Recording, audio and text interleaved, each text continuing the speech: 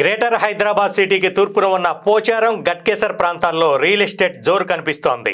ఆయా ప్రాంతాల్లో భూములు, ఇండ్లు కొనేవారి సంఖ్య రోజురోజుకి పెరుగుతోంది. హెచ్ఎండిఏ మాస్టర్ ప్లాన్లో భాగంగా ఇక్కడ 100 అడుగుల రోడ్లు కూడా వేసే ప్రపోజల్స్ ఉండటంతో భారీగా వెంచర్లు వస్తున్నాయి. ముఖ్యంగా వరంగల్ నేషనల్ హైవేకి ఆనుకొని పలు ప్రాజెక్టులు ఏర్పాటు అవుతున్నాయి.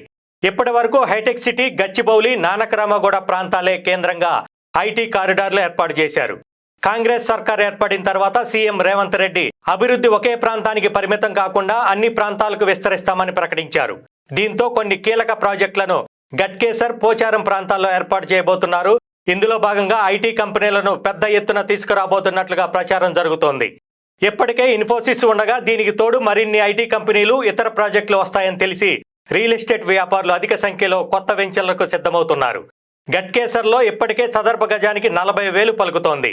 గట్కేసర్, పోచారం ప్రాంతాలు ఓఆర్ఆర్ ప్రాజెక్టుకు సమీపంలో ఉండటం, గట్కేసర్ మున్సిపాలిటీగా మారటం, హెచ్ఎండిఏ మాస్టర్ ప్లాన్ అనుసరించి 100 ఫీట్ల రోడ్లు, ఉప్పల్ నుంచి నారపల్లి వరకు 11.6 కిలోమీటర్ల మేరకు ఎక్స్ప్రెస్ వే నిర్మాణం జరుగుతుండటంతో ఆ ప్రాంతాలు అభివృద్ధి చెందుతున్నాయి.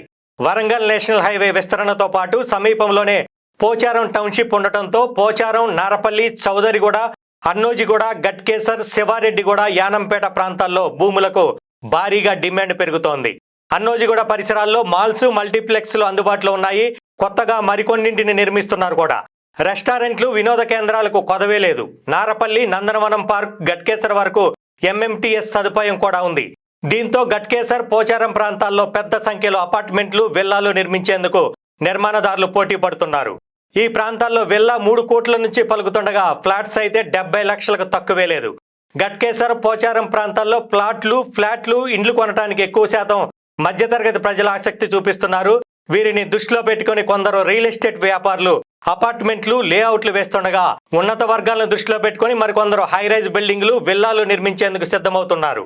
వీటి అనుమతుల కోసం హెచ్ఎండిఏకు పెద్ద సంఖ్యలో దరఖాస్తులు వస్తున్నాయి. మొన్నటిదాకా శంషాబాద్, శంకర్పల్లి జోన్లలో ఎక్కువగా నిర్మాణాలు, వెంచర్లకు దరఖాస్తులు వచ్చేవని, ఇప్పుడు మేడ్చల్, గట్కేసర్ జోన్లలో ఎక్కువ అప్లికేషన్లు వస్తున్నాయని అధికారులు చెబుతున్నారు. దీంతో గట్కేసర్, పోచారం పరిధిలో భూముల ధర చదరపు గజానికి 40,000 నుంచి 70,000 అయినా ఆశ్చర్యం లేదని ఒక రియల్ ఎస్టేట్ వ్యాపారి తెలిపారు.